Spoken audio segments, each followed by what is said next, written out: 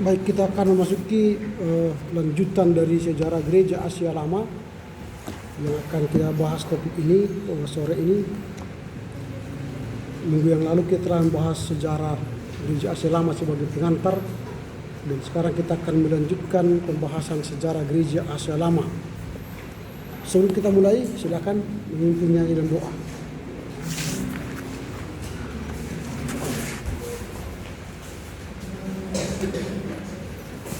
Sebelum kita memulai ibadah kita, mari kita bernyanyi. Bila kau pangkas melanda hidupmu. 2, 2, 3 ya. Bila kau pangkas melanda hidupmu, bila putus asa dan letih lesu, berkat Tuhan satu-satu hitunglah, kau niscaya kagum oleh kasih-Nya.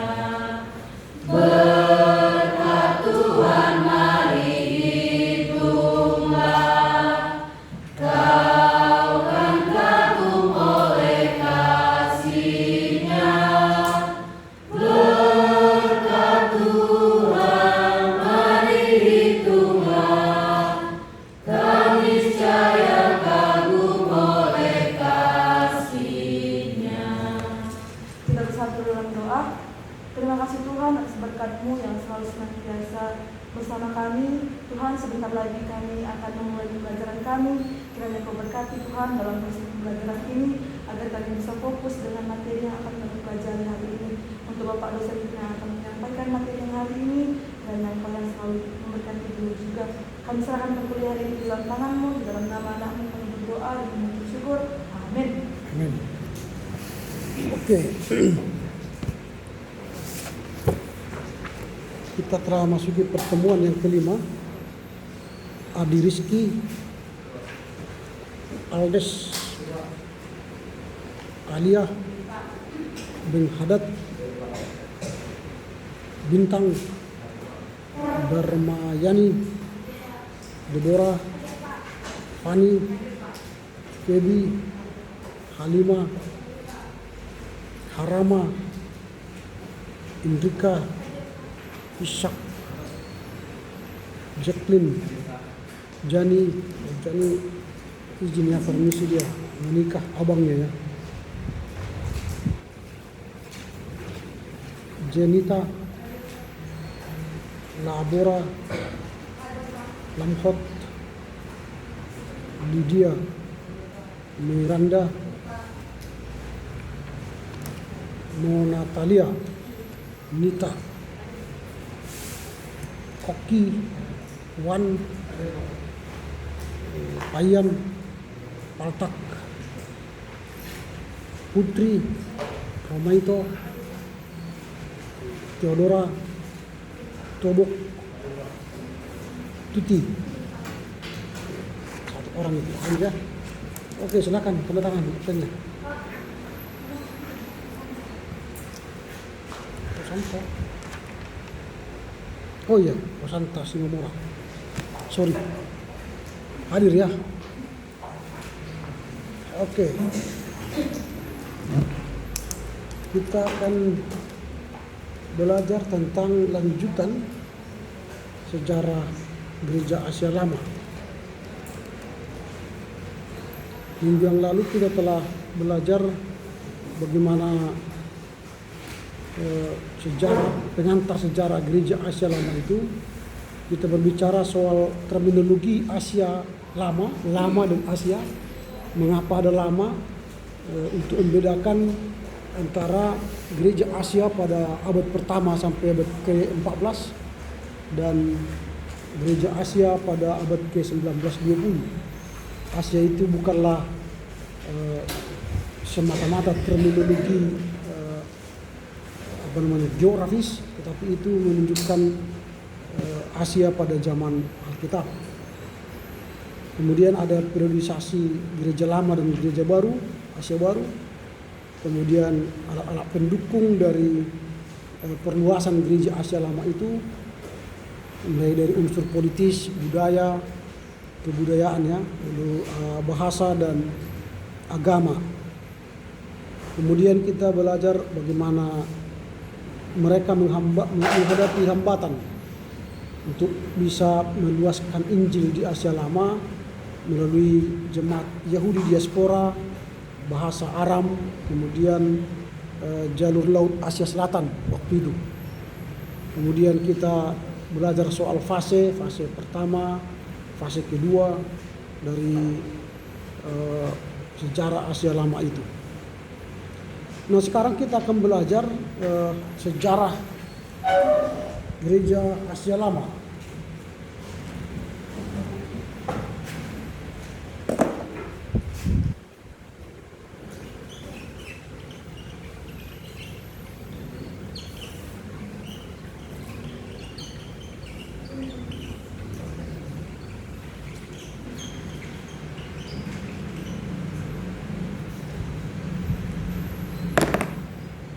Kegiatan pertama yang kita belajar di sini adalah situasi atau keadaan abad ke-7, abad pertama sampai ke-7. Situasi atau keadaan pada abad ke-7. Nah, situasi atau keadaan pada abad ke-7 itu kita akan melihat nanti kenyataan fakta bahwa gereja di Asia menjadi sebuah akar dari lahirnya gereja atau agama-agama di Asia. Jadi Asia itu merupakan akar dari lahirnya gereja-gereja di Asia. Itu fakta ya. Abad pertama ke-7, disitulah lahirnya agama Hindu, Buddha, Kristen, Islam, Konghucu. Itu fakta. Itu situasi umum di Asia abad pertama sampai ke-7. Lahir agama-agama besar. Jadi artinya Asia itu menjadi akar lahirnya agama-agama. Dan kemudian pada abad pertama ke-7 kita akan menemukan ada 4 kekuasaan atau kekaisaran yang terkenal di Asia. Mulai dari kekaisaran Romawi, kemudian kekaisaran atau kerajaan Parthia atau Persia, kemudian kerajaan Cina dan kerajaan India. Itu yang 4 besar pada abad pertama dan sampai ke-7. Jadi kalau kita bicara soal agama kekaisaran Romawi itu adalah pusat kekuasaan pertama. Yang pertama dia kekaisaran Romawi.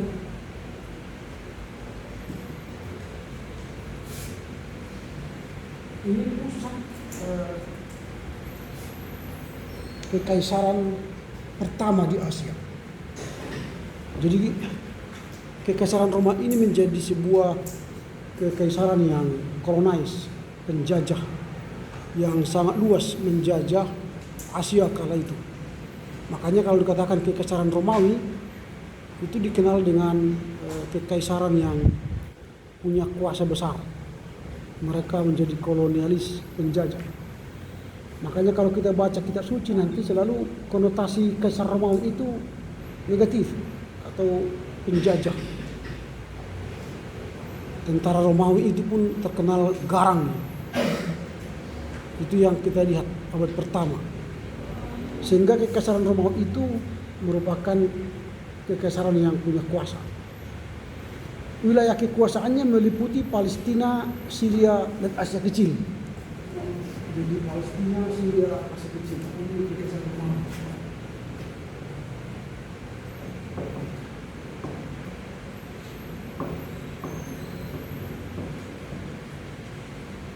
Asia Kecil.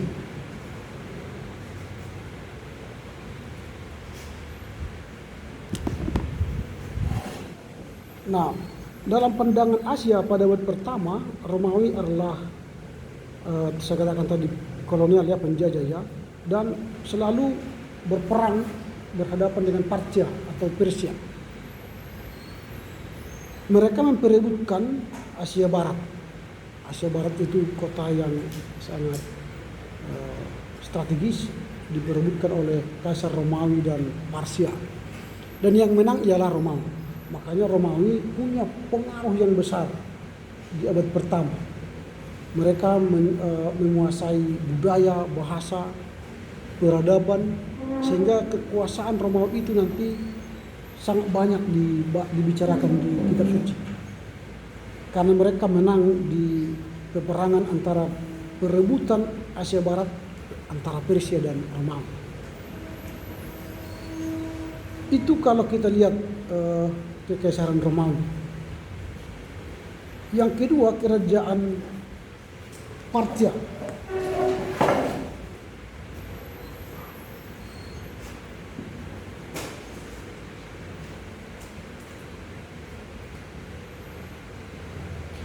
Atau Persia. Nah, kerajaan ini berbatasan dengan Romawi di sebelah timur, lebih luas lagi dari Mesopotamia Utara. Jadi dia meliputi Mesopotamia. Itu Mesopotamia itu sekarang Irak dan Iran. Dan langsung berbatasan ke India di sebelah selatan. Nah, tahun 225 Partia itu berubah nama menjadi Persia. Jadi tahun 225 Masehi, Partia ini berubah menjadi Persia. Perubahan itu sangat bermakna, karena nanti kita lihat akan ada perubahan-perubahan yang signifikan dengan berubahnya kerajaan Partia menjadi Persia. Nah, kalau kita lihat di Perjanjian Lama, kerajaan Partia ini dikenal dengan rajanya Kores atau Sirus. Kores.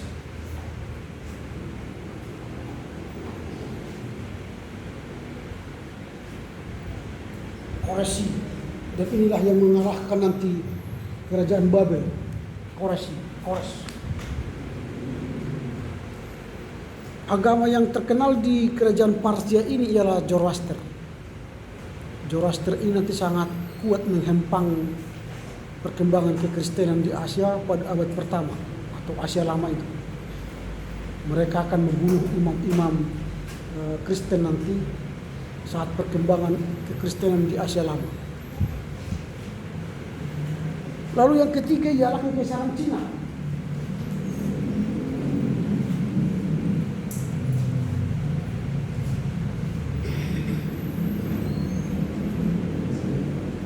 Ini kekaisaran ketiga pada abad pertama sampai ke-7 yang terbesar juga, Cina. 2 abad sebelum Kristus lahir, mereka sudah punya keyakinan pada Konghucu.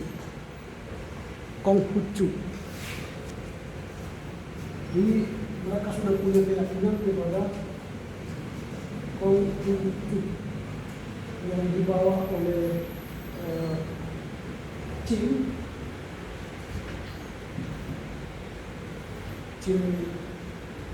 Shi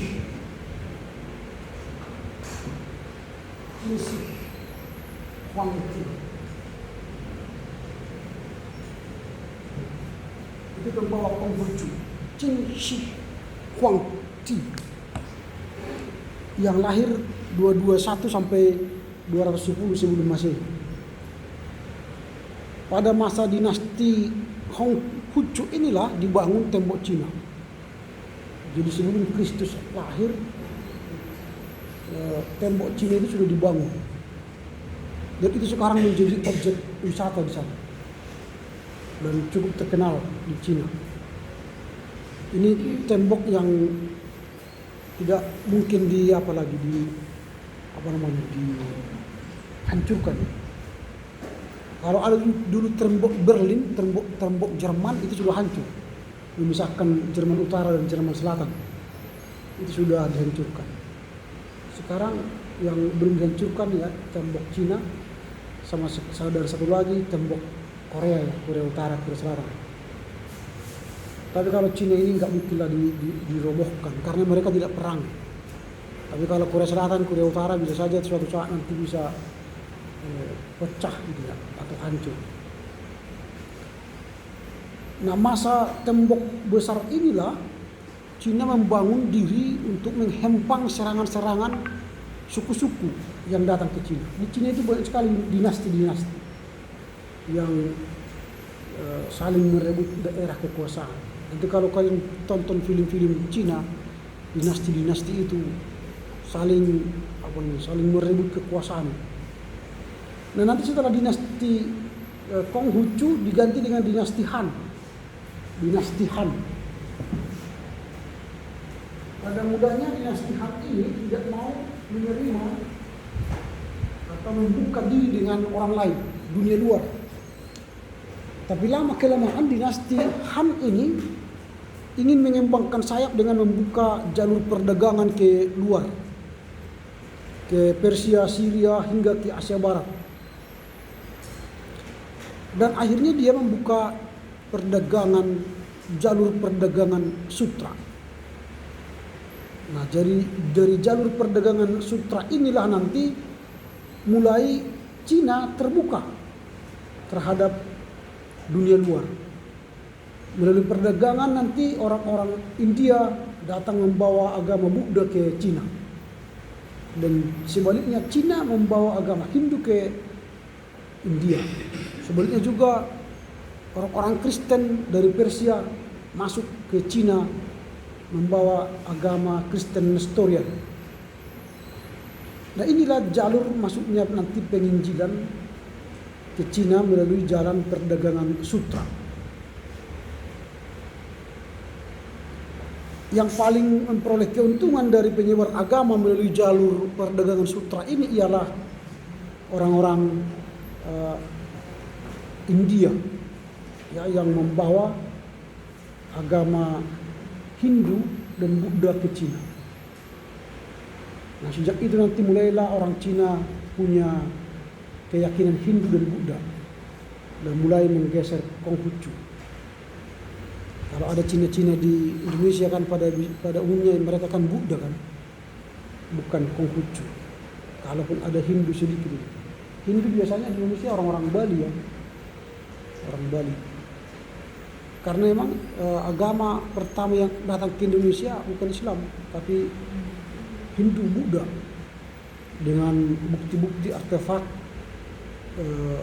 candi, batu-batu. Di Sumatera ini ada Candi Pertiwi di Gunung Tua, ada Candi Bahal juga di sana, ada Candi Borobudur di Jawa Tengah, Candi Prambanan di Solo, di Jogja, ada candi-candi banyak lagi di di Palembang dan di Bali. Itu Hindu. Nah, itu bukti bahwa terjadinya penyebaran agama setelah dinasti Han membuka diri perdagangan jalur sutra. Sutra itu mahal. Dia tipis karena dia dari sarangnya ulat itu kan, sarang ulat. Ulatnya kan bisa gatal kan, tapi kalau sarangnya itu diolah jadi sutra itu halus. Kalau kita sih nggak suka pakai sutra. Selain mahal ya, harganya mahal, jutaan. Karena kalau dipakai dia melambai gitu, terbang. Kalau orang-orang yang selimpit sebenarnya enak memakai itu. Tapi kalau kayak kami yang langsung ini nggak enak, karena terbang nanti dia. Kalau yang seperti kita yang langsung ini maunya tebal-tebal. Jadi kalau datang angin nggak terlihat gitu ya. Tapi kalau yang slim fit pakai sutra itu dimulai dia kelihatan cantik, mahal itu. Itu dinasti yang ketiga yang terbesar abad pertama ke-7. Lalu India. Nah, India adalah asal dari agama Buddha pada abad pertama. Dan agama Buddha ini menyebar ke Asia Tenggara cepat sekali pada abad pertama. Walaupun nanti akhirnya agama Buddha ini hanya bertahan di Tibet, di Taiwan, dan sementara di negara asalnya di India, agama Buddha ini nanti ditinggal. Dan yang paling banyak di India kan jadi agama Hindu kan. Nah, itu memang itulah dinamika yang terjadi di Asia kala itu, bertukar-tukar dia. Sementara dari Cina, Konghucu misalnya beralih atau berpindah menyebar ke Indonesia atau ke negara-negara lain, dan agama Hindu berkembang di India dan Buddha berkembang di Cina, bertukar. Tapi kalau kekristenan tidak begitu pesat sebenarnya. Tapi dengan masuknya perdagangan sutra, maka masuklah agama Kristen dan Kristen dan Islam ke India. Tapi itu nanti pada abad-abad ke-7 dan 19, 18, 19. Nah, itulah yang kita lihat kerajaan 4 besar pada abad pertama dan ke-7.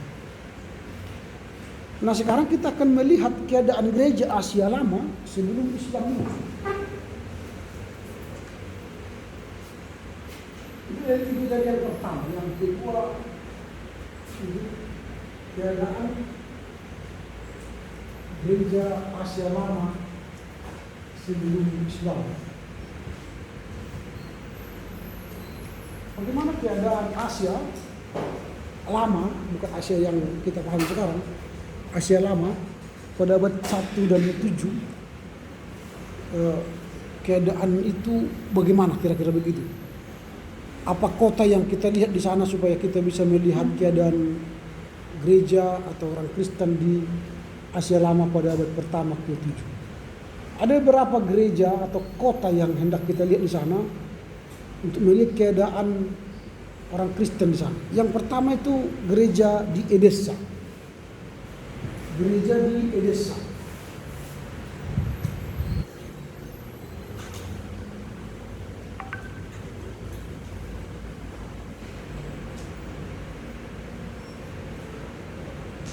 Gereja Edessa. Nah, gereja Edessa ini atau yang sekarang disebut Irak, itu dekat hulu sungai Efrat. Di hulu sungai Efrat, di ujung atau permulaan sungai Efrat, hulu.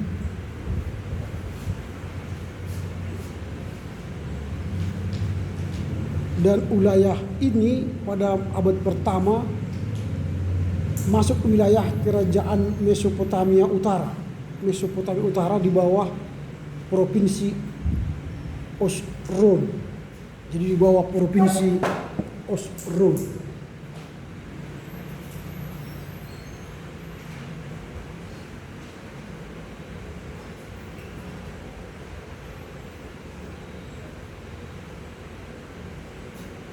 Pada abad pertama dia di wilayah Osron, provinsi Osron. Letaknya sangat strategis karena jalur perdagangan sutra yang saya sebut tadi. Dia lewat perdagangan sutra. Jadi ketika orang mulai dari Antioquia, Persia, India hingga ke Cina harus melewati Edessa ini. Maka Edessa ini sangat strategis, menjadi kota lintas perdagangan.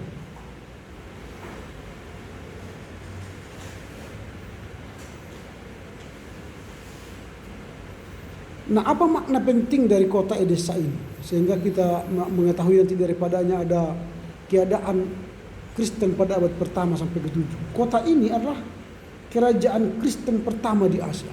Kerajaan Kristen pertama di Asia. Karena rajanya dikristenkan oleh orang Kristen Nestorian itu dulu ya, yang masuk ke sana. Lalu setelah raja jadi Kristen, maka dia memerintahkan semua warganya menjadi Kristen. Maka kerajaan itu adalah kerajaan pertama Kristen di Asia. Itu makanya penting kota Edessa ini kita lihat sebagai bukti keadaan abad pertama sampai ke-7 kekristenan di sana. Kemudian di Edessa pertama kali diterjemahkan perjanjian lama, perjanjian baru ke dalam bahasa Syria dari bahasa Yunani. Jadi kan bahasa asli perjanjian baru kan Yunani. Dan orang-orang Edessa ini bahasa pengantarnya Syria. Lalu mereka terjemahkan bahasa Yunani itu, PB itu ke bahasa Syria. Tahun 200 Masehi. Jadi kalau kita melihat gerakan reformasi Luther dulu yang menerjemahkan bahasa Ibrani dan Yunani ke bahasa Jerman, mulai dari kitab Yohanes, itu bukan pertama. Tahun 1517 itu. Yang pertama ini ya di Edessa. Mereka mencoba menerjemah perjanjian baru ke dalam bahasa Syria. Yang ketiga, mengapa kota Edessa itu penting untuk kita pelajari? Karena bangunan pertama gereja, jadi kan di Antioquia kan orang Kristen ya kan? Tapi belum ada gereja. Tapi bangunan pertama gereja itu ditemukan di Edessa. Itu makanya penting mempelajari Edessa ini. Yang membangun ialah Raja Abgar ke-7. Raja Abgar ke-7.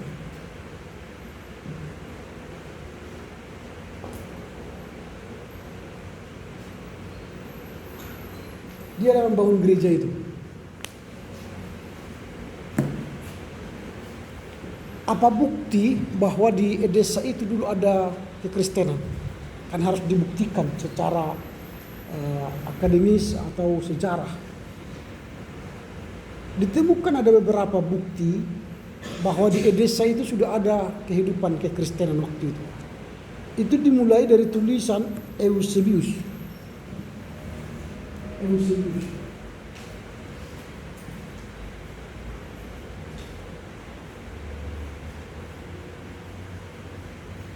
Dia menulis tentang sejarah kekristenan di sana. Dari tulisannya itulah terbukti bahwa ada kekristenan yang sudah hidup di sana. Dalam tulisan itu, dia menulis bahwa Raja Abgar V pernah berkomunikasi dengan Yesus. Dia menulis komunikasi Raja Abgar V kepada Yesus. Ketika Yesus diancam oleh orang Yahudi kala itu, lalu Raja Abgar V ini memberi perlindungan kepada Yesus. Karena Raja Abgar V ini hidup semasa. Atau ya semasa, suatu angkatan lah kira-kira kita artikan begitu ya. Dan Eusebius mencoba mencatat perbincangan antara komunikasi Yesus dengan Eusebius.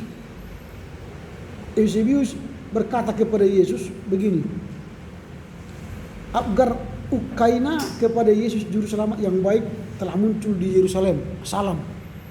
Saya telah mendengar penyembuhan yang Yesus lakukan dan saya memutuskan satu dari antara dua hal, yaitu bahwa engkau adalah Allah yang turun dari surga ke dunia ini atau engkau adalah anak Allah. Karena itu saya menulis surat kepadamu untuk segera datang kepada saya dan menyembuhkan penderitaan yang saya punya. Dia sakit keras ya.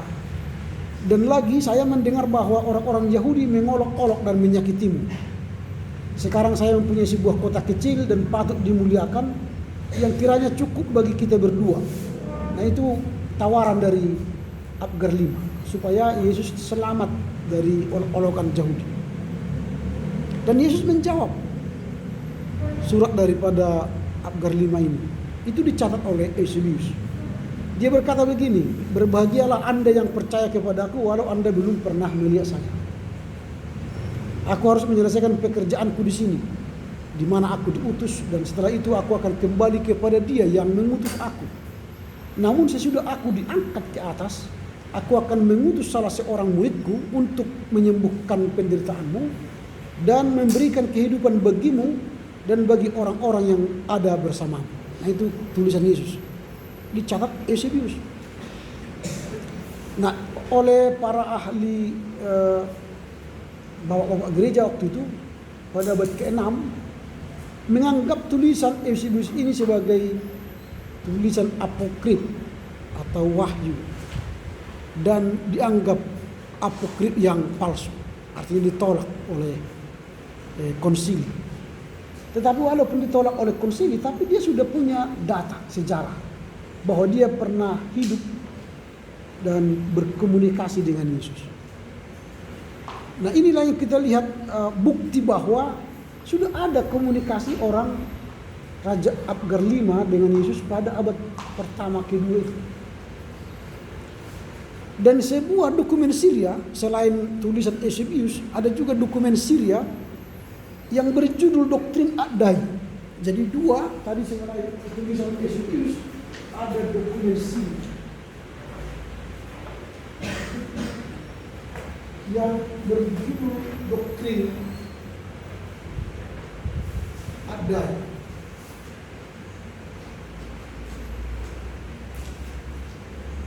Dalam doktrin Ad-Dai ini tertulis ada banyak informasi yang berkaitan dengan keadaan kekristenan pada abad pertama sampai ke-7.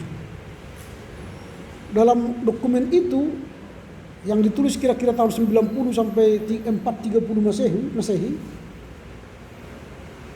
ditulis bahwa Ad-Dai telah tiba di Edessa dan menyembuhkan Raja Abgar V.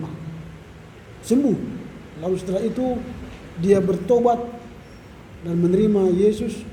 Akhirnya dikristenkanlah semua Edessa. Itulah makanya kerajaan itu menjadi kerajaan pertama di Asia.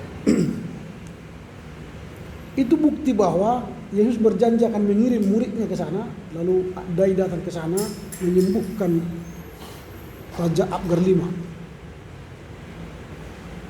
Lalu setelah Abgar V bertobat menjadi Kristen, Ad-Dai pun semakin leluasa menyebarkan agama Kristen di Edessa. Dia menggunakan kaum bangsawan. Lalu menyuruh raja untuk membongkar kuil-kuil agama-agama suku. Lalu selain bangsawan, dia juga menggunakan pimpinan-pimpinan agama suku setempat yang sudah bertobat untuk menyampaikan atau mengabarkan Injil di Edessa. Lalu dia juga menggunakan orang-orang ahli Taurat Yahudi untuk menjadi pekabar Injil, karena mereka juga pedagang sutra yang dari Cina tadi. Dan yang terakhir ialah kelompok masyarakat yang umum, artinya yang sudah terhormat ini. Itulah yang mereka atau Ad-Dai gunakan untuk mengabarkan Injil pada abad pertama ke-7 itu. Sehingga gereja di Edessa itu semakin berkembang. Pada akhirnya orang-orang Edessa mengangkat Ad-Dai menjadi uskup pertama di gereja Edessa. Jadi uskup pertama adalah Ad-Dai. Dan setelah itu dia memuridkan muridnya yang bernama Agai.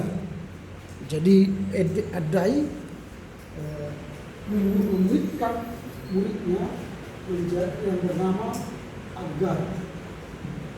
Ini muridnya Ad-Dai.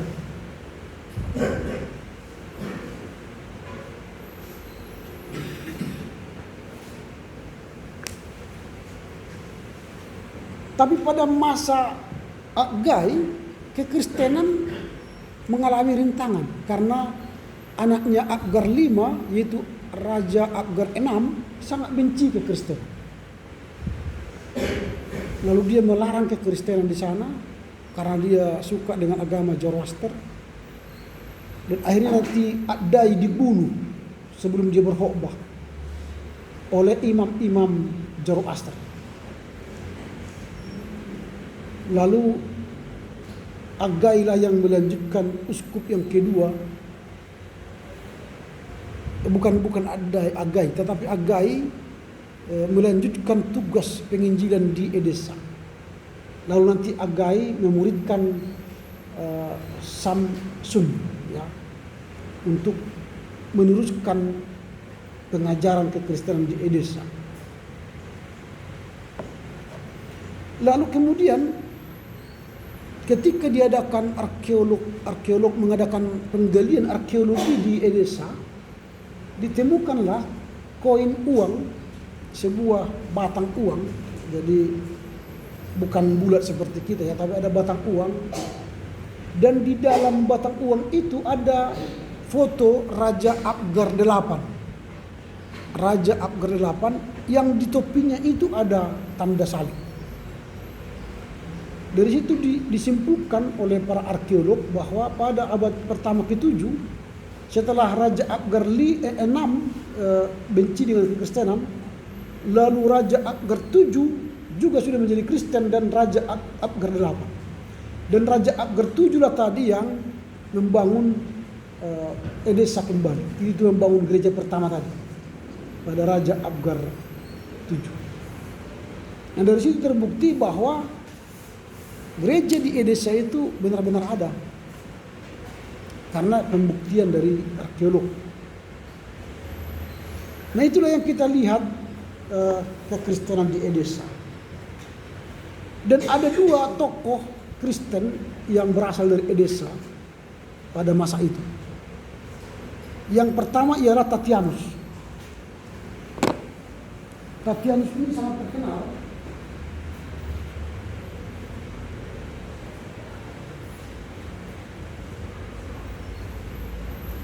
karena dia banyak mengajarkan iman Kristen di Edessa. Dia hidup tahun 130 sampai 200 Masehi. Lahir dari Mesopotamia Utara atau Assyria, Mesopotamia Utara, Assyria. Dan dia sekolah dari pendidikan filsafat barat di Roma. Dia ahli Alkitab, ahli bahasa dan ahli Semitik, asketik.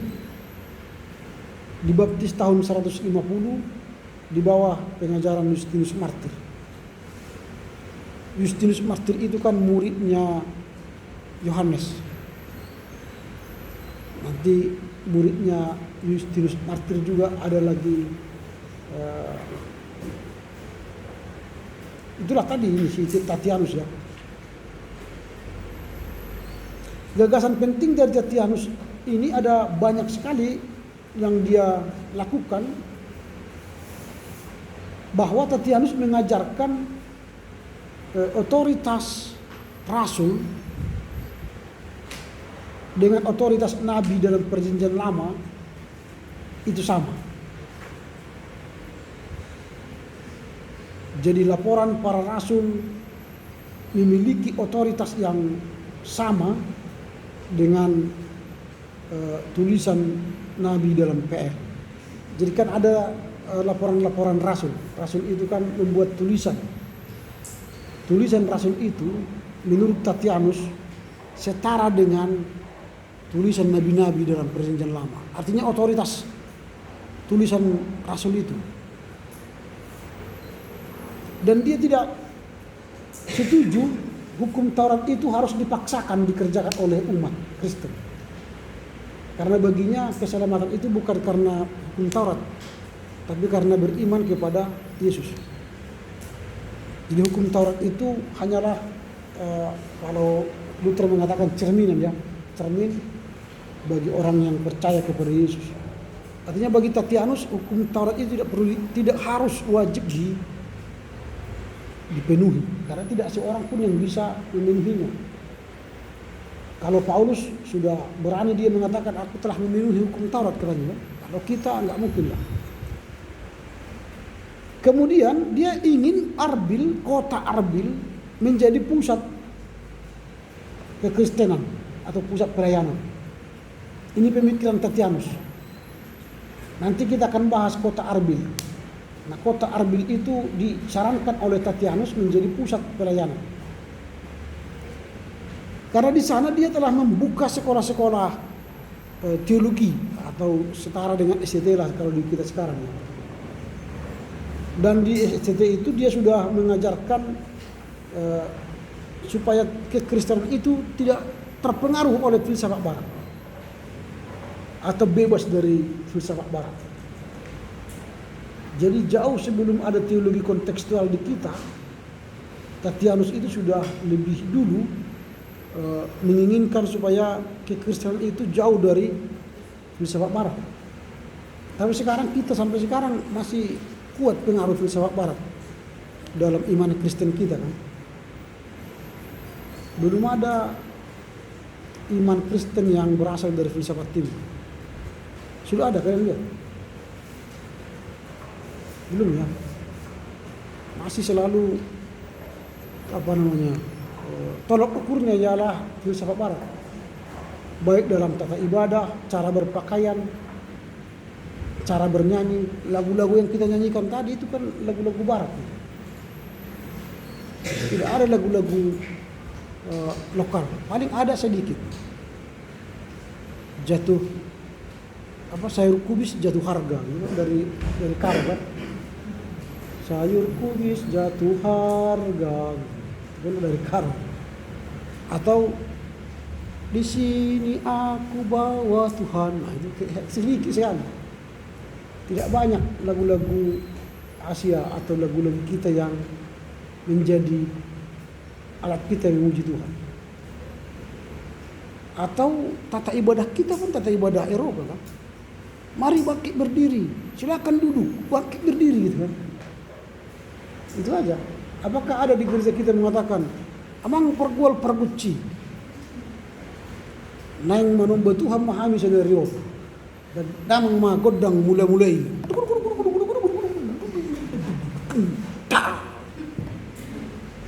bedamang masob batu rebata asal sobahami rebata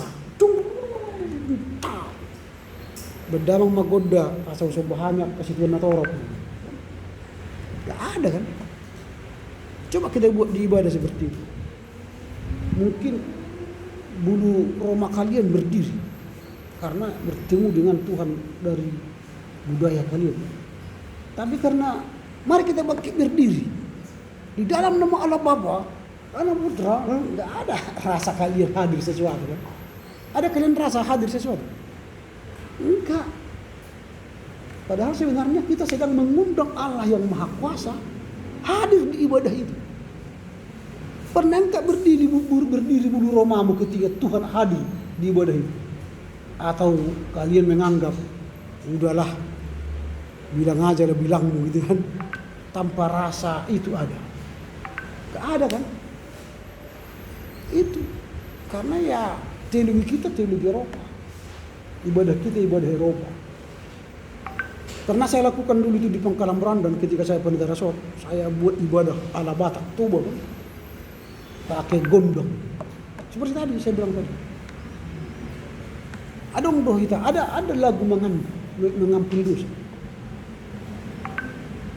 Kita kan kalau mengampuni dosa, lagu pengakuan dosa, kadang-kadang lagunya nggak sesuai kan. Bangkitlah, marilah kita bangkit berdiri, mari kita mengaku dosa kita yang banyak itu di hadapan Allah. Dibacalah doanya, baru habis itu janji Tuhan akan pengampunan dosa kita. Itu tradisi Barat. Tapi coba kalau misalnya ali amak pergol perbuci nang mengantu mohami mengandukkan dosa nami dia dopan di bawah. Padamang ma godong adugan baru mulailah kita mengaku dosa kita. Mungkin ada yang menangis. Baru setelah itu masuklah firman Tuhan. Ada kalian yang mau mengambil liturgi kontekstual, merubah liturgi Eropa yang ratusan tahun itu. Sekarang liturgi kita itu sudah seperti kitab suci. Agenda itu seperti kitab suci kan. Kalau dilanggar berdosa. Doanya pun tahun 1900 dicipta. Tapi itu udah doa kita sampai sekarang. Para agenda doanya tahun 1900 itu ditulis. Doa itu pun itulah sekarang doanya. Kalau lari dari situ dibilang udah kok dibuat doa-doa yang sesat katanya. Sehingga doa kita tidak pernah doa kontekstual. Sudah gempa di Turki pun tadi kemarin tidak pernah kita doakan karena yang tertulis di agenda itu tidak ada Turki kan. Doa-doa masa lalu gitu. Padahal sudah mati ribuan orang di Turki kemarin kan. Tuh kalian tonton berapa ribu yang mati. Itu. Tapi agenda kita nggak memuat itu. Doa kita masih 1900. Gak ada yang berani. Kalau saya rubah itu sekarang. Doanya doa sekarang lah. Lalu setelah amin datang sintu itu, aman kok berubah doanya? Iya lah berubah. Situasinya kan sekarang. bukan situasi 1900 kan? Itu. Nah inilah si Tatianus ini. Dia menolak pengaruh filsafat Barat. Tapi kita suka sekali filsafat Barat ini. Pakaian gereja pun harus pakai dasi, pakai jas kan. Cuma perempuan lebih maju, nggak mau lagi pakai kebaya kan. Nggak ada lagi pakai kebaya kalian ke gereja kan. Laki-laki masih pakai apa? Pakai dasi. Kalau tidak pakai dasi bukan pendeta katanya, bukan sentua. Apalagi kalau pakai batik, dianggap orang apa? Orang yang tak beriman gitu. Padahal di Eropa kalau pakai dasi, pakai jas wajar karena dingin kan. Kita tidak ada jas karena itu pakai apa kita pakai batik karena panas kita. Kita kan daerah tropis. Matahari menyengat. Sudah menyengat pakai dasi lagi, pakai jas lagi. Apa enggak keringatan di dalam? Bagaimana kita sejahtera berkhotbah sudah keringat bercucuran. Saudara-saudara, firman Tuhan. Mengalir air di dalam. Habis ibadah dibuka basah semua. Ngeri loh. Gara-gara kalian pro Barat kalian. Kalian lihat itu Pak. Kalau saya khotbah sekarang pakai apa aja, pakai apa namanya batik. Kalau dilihat jemaat begini, tak berani kan, bolang aja dia. Sorok kau gitu. Harus berubah. Kalau enggak jadi barang itu nanti. Teologi kiri itu teologi Barat. Coba lihat nanti di kampus, ibadah kampus kalian pakai jas alma mater kan? Kalau enggak pakai jas alma mater enggak sah, enggak masuk surga gitu. Ya itulah kalian lihat ya. Lalu Tatianus juga mengajarkan penggunaan teks Aram dalam Perjanjian Lama. Dia tidak mau pakai bahasa Ibrani. Dia menggunakan teks Arab. Dia terjemahkan Perjanjian Lama ke bahasa Arab. Karena bahasa Arab itu adalah bahasa asli Ibu Yesus. Ini Tatianus. Nah, banyak sekali sebenarnya karya-karya Tatianus ini. Bahkan dia mencoba menulis keempat kitab Injil dalam satu kitab yang disebut dengan Diatessaron.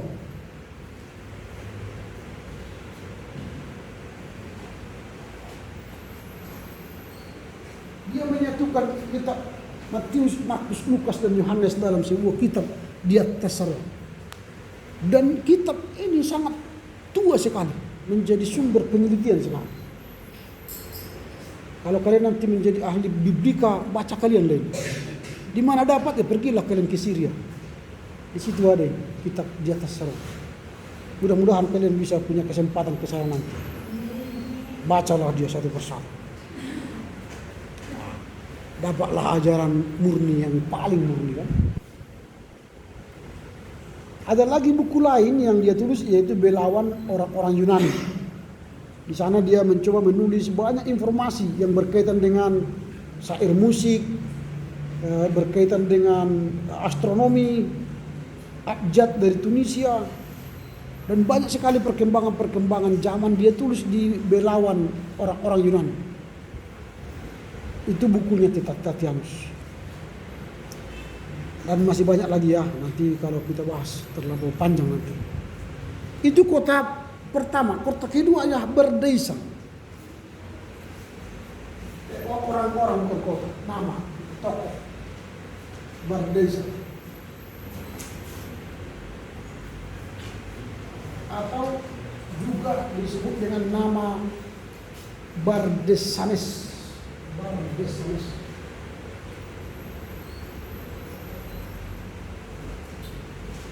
Bar itu dalam bahasa Aram dan bahasa Ibrani, bar itu anak. Bartolomeus berarti anaknya Ptolemeus. Bar apa lagi? Bar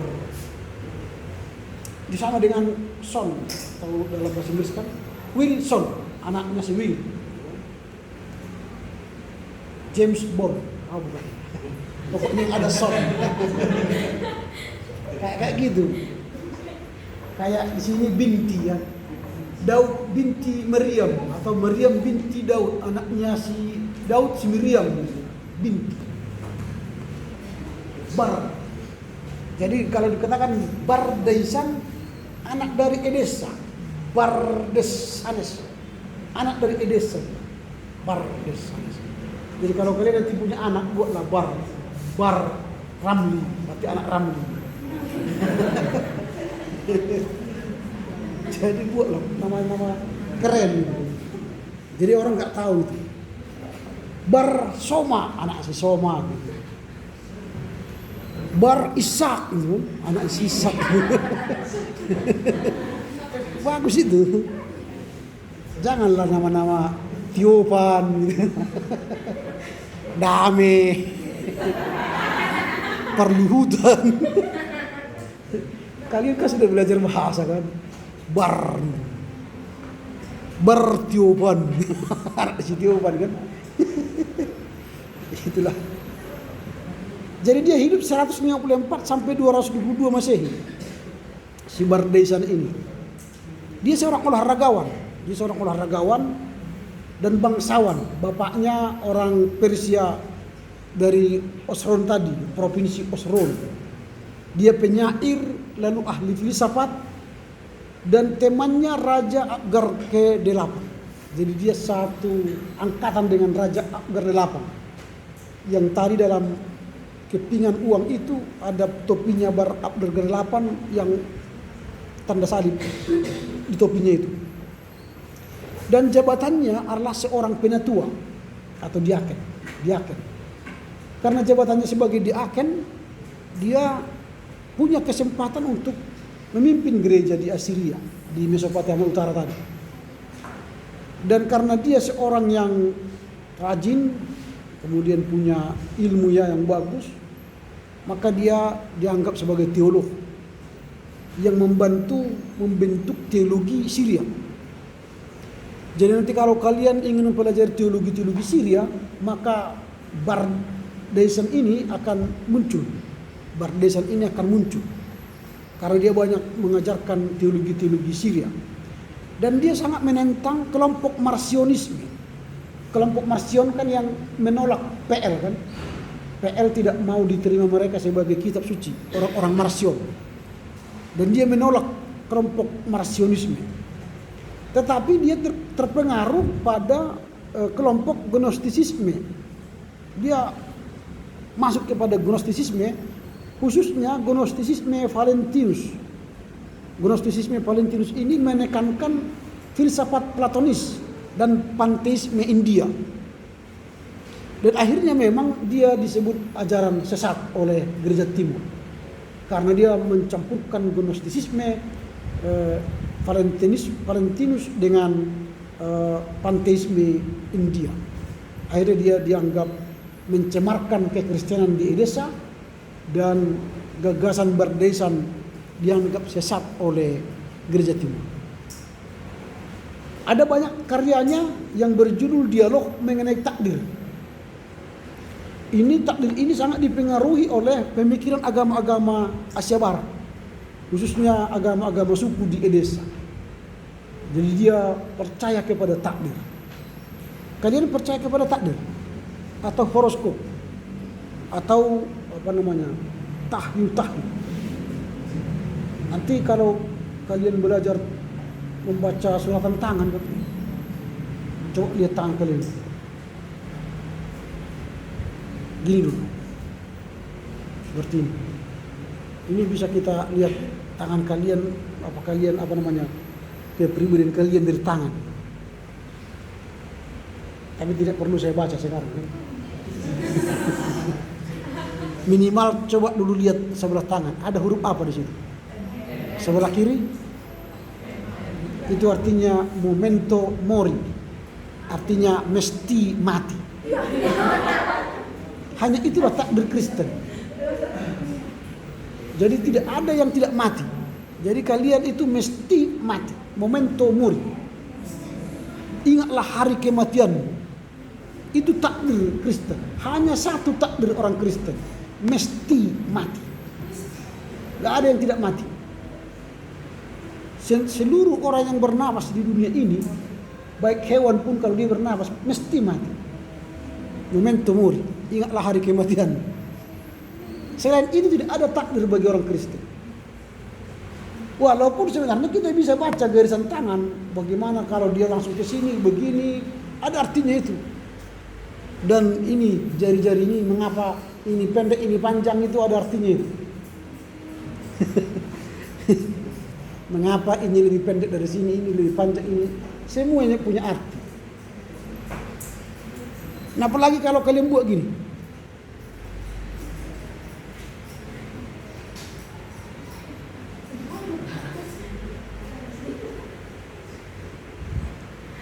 Nanti ada artinya di situ.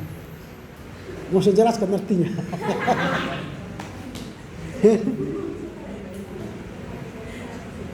Coba ya, saya jelaskan sama kalian ya.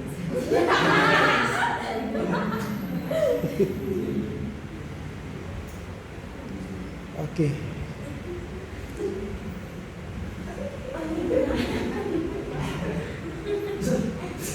Coba kalian buat gini.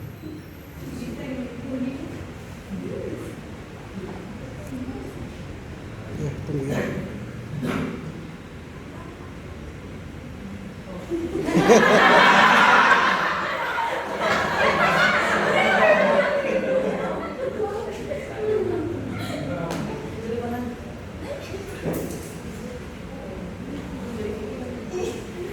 Nantilah. Hari. Nanti saya jelaskan pada akhir apa ini. Itulah dua tokoh di gereja Edessa. Lalu kita akan belajar gereja Arbil. Tadi kan sudah belajar gereja Edessa. Lalu sekarang kita akan belajar gereja Arbil.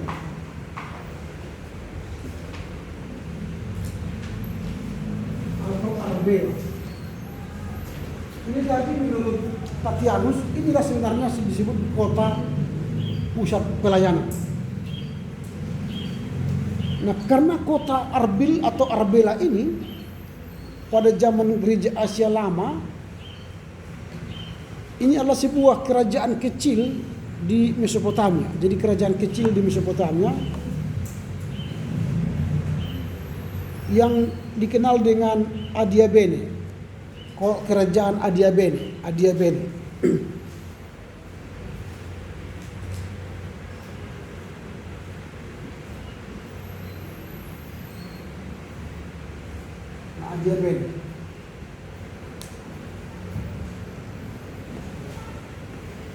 Nah, ini di hulu Sungai Tigris. Jadi kalau Edessa tadi di Sungai Efrat, ini sungainya di hulu Sungai Tigris. Ini kota Mesopotamia Utara, Arbil. Nah, mengapa kota ini sangat penting bagi Tatianus? Karena di kota ini penginjilan pertama dilakukan oleh Akdai. Akdai tadi adalah orang yang diutus Yesus ke Edessa itu.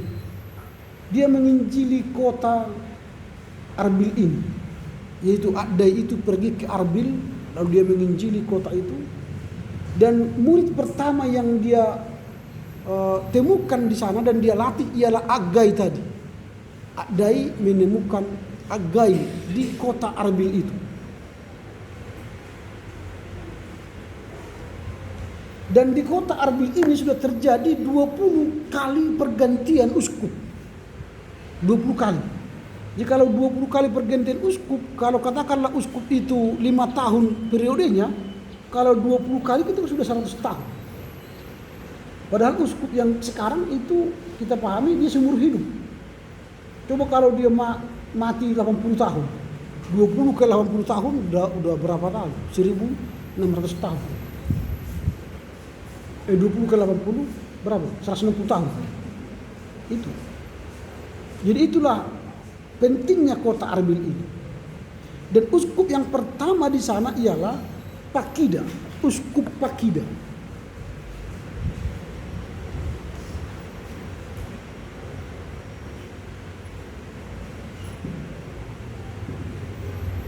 Uskup Pakida.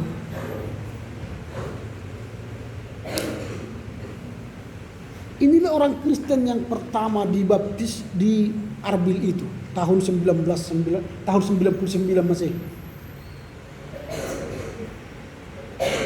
Uskup Pakida ini adalah anak dari seorang guru Zoroaster. Jadi bapaknya itu guru Zoroaster. Lalu dia bertobat, dibaptis oleh Adai, dan di akhirnya Pakida ini menjadi uskup pertama di Arbil itu. Kemudian bersama dengan Adai, Pakida ini menginjili ke seluruh Mesopotamia Utara. Dan setelah dia dibaptis tadi, 5 tahun berikutnya dinobatkanlah atau ditahbiskanlah dia menjadi uskup pertama di gereja Adia Bene tadi, di gereja Adia Bene. Nah kemudian saya sebutkan tadi ada nama Samsun. Di Arbil ini ada seorang yang mati syahid pertama, namanya Samsun. Bukan Samsun.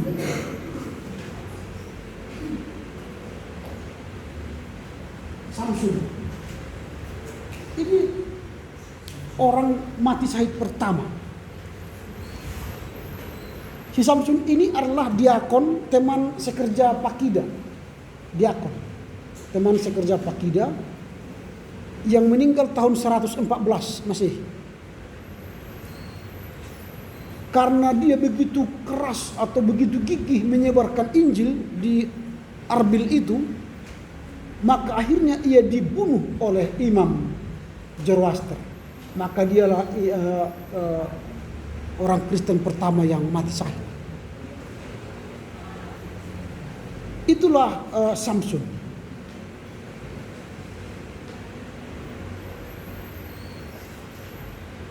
Nah, selain Samsun ada juga yang bernama Rakbat.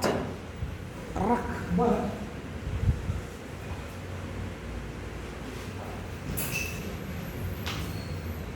Dia ini adalah gubernur pertama Kristen di Arbil. Gubernur pertama Kristen di Arbil. Sebagai gubernur ia melindungi orang-orang Kristen. Jadi kalau ada orang yang atau orang-orang Zoroaster yang menghalau kekristenan, dialah yang melindungi. Sehingga dia memberi kebebasan untuk orang Kristen melakukan penginjilan. Tapi akibatnya dia pun dibunuh pada saat pertempuran atau perang melawan musuh-musuh yang hendak merebut kota Adia Bene tadi. Dia mati dibunuh karena dia gubernur Adia Bene. Lalu dia mempertahankan kekristenan, dan saat itulah dia dibunuh oleh musuh-musuh Adia Bene.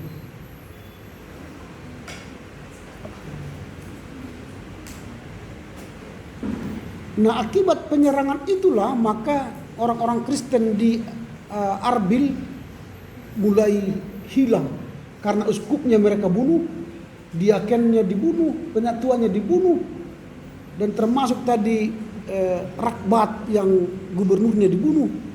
Maka sejak itu jumlah orang-orang Kristen di kota itu mulai menurun dan dikuasai oleh orang Zoroaster.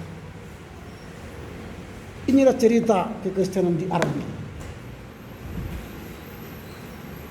Nanti setelah itu maka akan masuk kita kepada tadi kan yang kita bahas soal keadaannya, keadaan di abad di Asia, gereja Asia Lama di abad 1 sampai ke 7. Nah, kita belajar bagaimana keadaan umum, lalu keadaan gereja di Asia sampai munculnya Islam. Lalu nanti kita akan melihat bagaimana gereja di bawah dinasti Sasanid. Nanti ini yang ketiga, gereja di bawah dinasti Sasanid.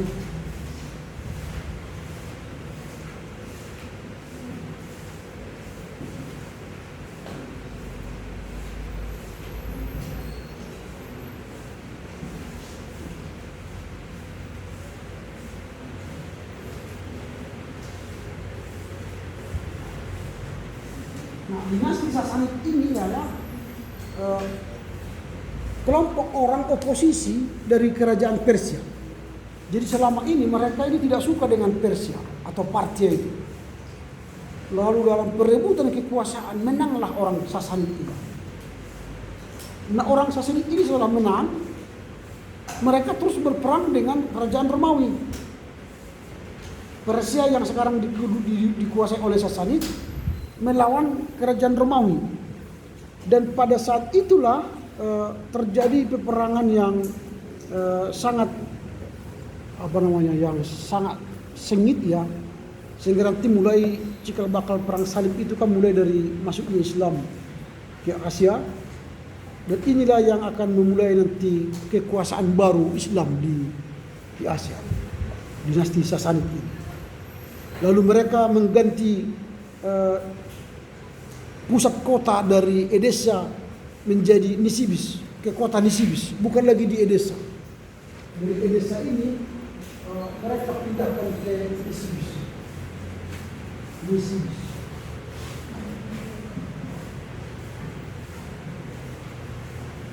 Jadi orang-orang Sasanid ini memindahkan pusat kota dari Edessa ke Nisibis.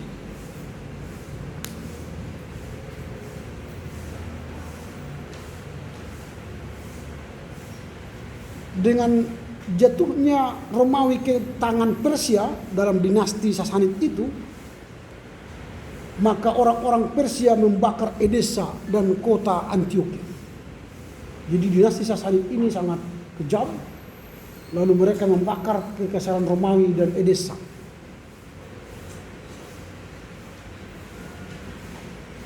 Dan inilah keadaan Edessa pada abad pertama. Dan akhirnya nanti kita akan melihat bagaimana kembali kerajaan Romawi itu bangkit. Tapi itu sudah abad keempat. Ada jatuh bangunnya lagi, bangun kalah, itu kan kisah kekristenan pada abad gereja Asia Lama. Lalu penghambatan terhadap Kristen pada masa kekristenan atau pada masa dinasti Sasanid ini ada banyak.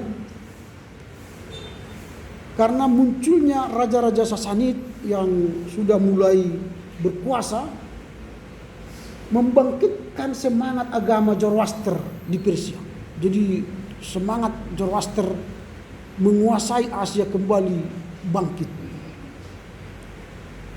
Tujuannya untuk menghapuskan pengaruh Yunani dari Persia, atau menghapuskan tradisi-tradisi Yunani dari Persia.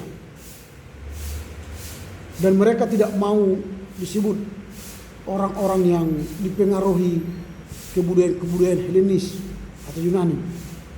Dan mereka ingin kembali ke ritus mereka untuk menyembah Ishtar, dewa Ishtar.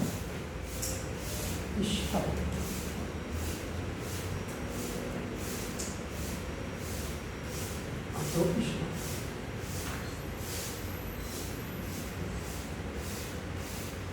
Ini dewa yang disembah oleh Zoroaster.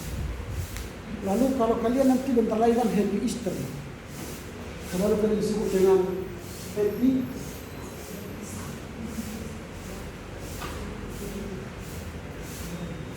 ini ajaran sesat ya. Jangan mau menyebut Happy Easter, karena Happy Easter itu merujuk ke sini, dewa atau Dewi Ishtar. Dewi Ishtar itu dia ingin hidup kembali suaminya Nimrod, karena Nimrod sudah mati. Lalu dia membuat telur sebagai simbol kehidupan, maka disebut dengan Happy Easter. Tapi kita latah sekarang membuat Paskah dengan telur Paskah yang tidak ada kaitannya dengan Yesus, karena Yesus bertelur.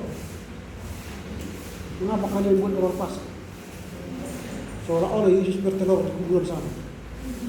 Lalu kalian cari telurnya di sana. Tidak ada itu. Jadi janganlah gunakan nanti telur pada masa Paskah. Buang telurnya. Tidak ada gunanya. Dan tidak ada hubungannya dengan kebangkitan Yesus. Maria pergi ke sana tidak bawa telur, karena nggak ada hubungannya dengan telur. Dia hanya melihat Yesus tidak ada di situ. Tapi kalian merayakan Paskah dengan anak kamu. Habis ini kita cari telur ya. Yang ada gambar Alkitab juara 1. Yang ada gambar ini juara 2. Jadi bagi anak-anak kebangkitan Yesus itu telur. Kalian mengajarkan ajaran sesat. Bertobatlah. Sebab kerajaan Allah sudah dekat. Yang benar ialah happy Passover.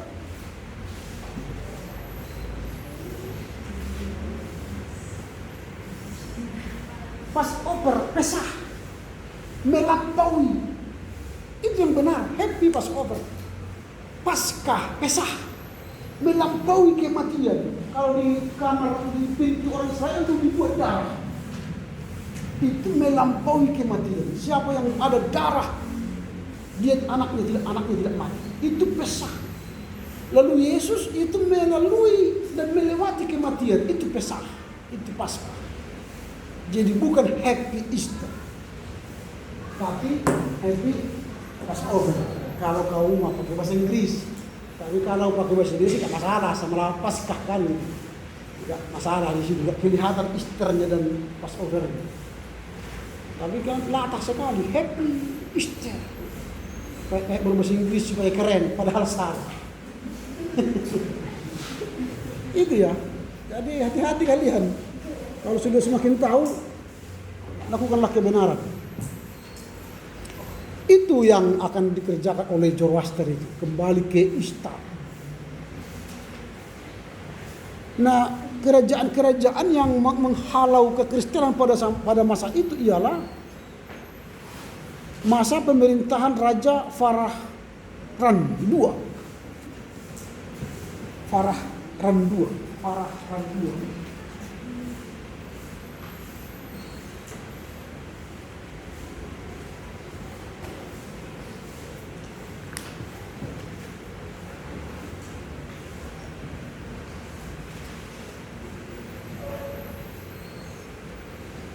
Nah, pada masa ini kekristenan itu sangat minoritas.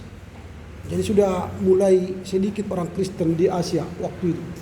Tahun 276 sampai 293 orang Kristen sudah sedikit. Walaupun waktu itu walau sedikit tapi masih baik. Injil masih digambarkan dapat menjulurkan ranting-rantingnya atau pucuk-pucuknya ke sungai. Artinya ya mati enggan, hidup tak mau gitu. Jadi kekristenan itu sudah mulai menciut. Hal itu diakibatkan dua alasan. Yang pertama, masa permusuhan Kaisar Romawi dengan Kaisar Persia masih kuat ya. Jadi permusuhan itu masih kuat antara Persia dan Romawi itu.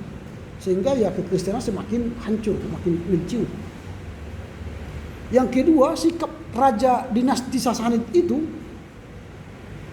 tidak begitu ortodoks terhadap kultus Zoroaster, walau dikatakan fanatik. Jadi yang membuat bertahan orang Kristen itu sedikit karena dinasti Raja Sasanid yang tadi yang sudah meruntuhkan mengalahkan kekaisaran Romawi itu tidak begitu fanatik, sehingga masih diberi ruang sedikit kepada orang Kristen berada di Asia Tengah, di Asia Lama itu.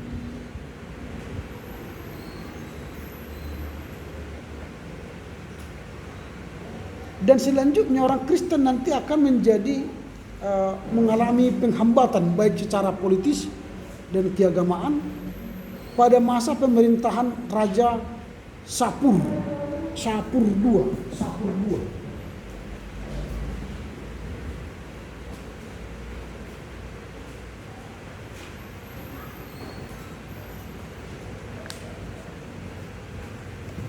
Karena mereka sangat sentimen secara politis kepada orang Romawi, sangat sentimen.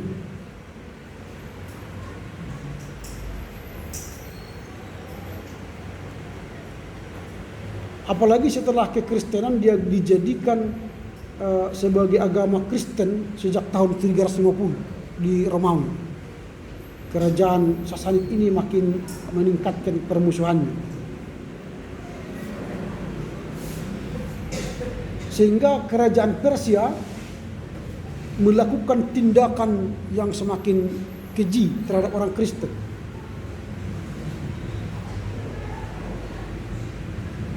Nah, inilah kelihatan nanti penghambatan-penghambatan pada masa Kaisar Sapur II di Persia.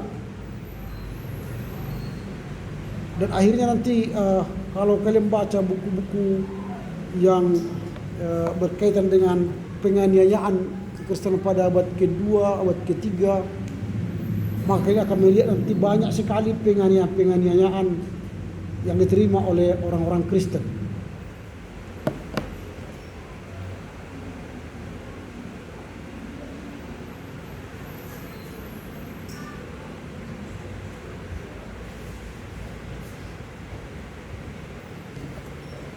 Nanti kalian bisa baca lebih mendalam ya di buku-buku ini tentang ini, karena tidak mungkin cukup waktu kita menjelaskan ini semuanya. Saya hanya menjelaskan bagaimana keadaan situasi Kristen di Asia supaya tidak jauh lompatan kalian nanti ketika kita membahas sejarah Kristen di Asia. Nah, kalau langsung nanti kita membahas sejarah Kristen di Asia, lompatannya jauh. Sehingga kalian tidak mengetahui bagaimana sejarah gereja Kristen Asia lama itu. Ternyata di dalamnya ada banyak pergolakan, pergumulan orang-orang Kristen kala itu. Lalu pada abad 19 nanti datang lagi orang Eropa menginjili ke Asia, lalu orang Kristen Asia ada. Dan apa hubungannya dengan gereja Asia lama? Nah, itu nanti ada pasti punya akar sejarah, itu punya hubungan dengan sejarah gereja Asia baru yang muncul abad 19-20 di Asia. Nanti kalian bacalah banyak sekali cerita itu di buku-buku yang saya sebutkan di minggu-minggu yang lalu. Nah, saya tidak akan mungkin menjelaskan itu lagi. Nanti kita akan membahas ini lagi lebih dalam laporan baca. Semoga itu menolong. Baru nanti tugas kelompok saya sudah finalkan ini semua. Nanti mungkin malam ini atau besok sudah akan saya kirimkan, karena minggu depan kita sudah masuk laporan baca dari buku-buku ini ya. Jadi silakan nanti menikmati bacaannya. Ini akan melanjutkan apa yang saya sampaikan pada hari ini. Dia akan lanjut sehingga ada kalian dihantar pada sebuah pemahaman dari gereja Asia lama nanti sampai masuknya misi Katolik dan Protestan abad ke-18-19 ke Asia. Nah, kita sudah masuk ke sana. Jadi jembatan mengerti sejarah Asia ini dimulai dari sejarah gereja Asia lama sampai nanti dihantar pada sejarah masuknya misi Katolik Protestan abad ke-18-19 ke Asia. Lalu nanti baru kita akan melihat bagaimana misi misionaris di berbagai Asia, baik Asia Timur, Asia Selatan, Asia Tengah, dan Asia Tenggara. Dari Cina, India, Uzbekistan misalnya, lalu ke Jepang, Myanmar, Burma, Malaysia, Filipina. Kita akan lihat nanti. Tapi kalau Asia Tengah memang tidak begitu kita bahas mendalam karena keterbatasan waktu ya. Yang kita bahas nanti Asia Tengah, Asia Timur, Asia Selatan, dan Asia Tenggara. Karena nggak mungkin semua langsung selesai itu dalam satu semester. Banyak sekali materinya. Kecuali ada SGA 1, SGA 2 kan. SGA kan hanya sekali kan, nggak ada 2 kali. Mungkin nggak tahan orang belajar SGA ini, banyak sekali. Karena bicara nama orang nggak ngerti kalian. Saya yakin nggak ngerti kalian apa yang sampaikan. Tapi ya minimal lengket sedikit lah, atau 2% lengket. Kalau nggak lengket nggak apa-apa. Pokoknya saya ngomong di sini kalian dengar aja. Karena ini sejarah ini susah. Harus memang dibaca detail, pelan-pelan gitu ya, dimasukkan ke hati. Membaca sejarah itu harus begitu. Kita harus masuk ke dalam seolah-olah kita ikut pemainnya. Kalau enggak bisa masuk. Sama dengan baca Alkitab. Kalau kalian tidak masuk ke dalam Alkitab itu, enggak bisa masuk akal itu. Tapi masukkan dirimu ke Alkitab itu, cerita itu. Nikmati cerita itu. Nanti baru bisa mulai temukan pertemuan dirimu dengan teks. Itu enak itu. Oke, begitu ya. Sampai di sini dulu pertemuan kita. Minggu depan kita akan masuk pada pembahasan laporan baca. Dikirimlah nanti 1 hari sebelum hari H. Berarti dikirim hari Senin sore jam 18.00. Kemudian sama seperti yang saya sampaikan di awal, jangan lagi baca yang kau tulis, tapi uraikanlah seperti Anda sedang mengajar. Apa yang kau tahu, sampaikan. Kalaupun sedikit kau tahu itu aja sampaikan daripada kau baca. Nanti kalau kau baca, saya hentikan. Stop, bilang dia. Kalau bisa stop nanti kalian jadi kelabakan. Jadi sebelum stop, ya bicara aja apa yang kalian tahu. Sebelum stop, jadi kalian bicarakan apa yang kalian tahu ya. Oke, ada pertanyaan sebelum pulang?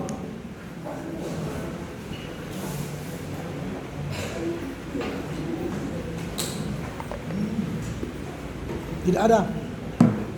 Baik, silakan. Siapa yang mau menutup?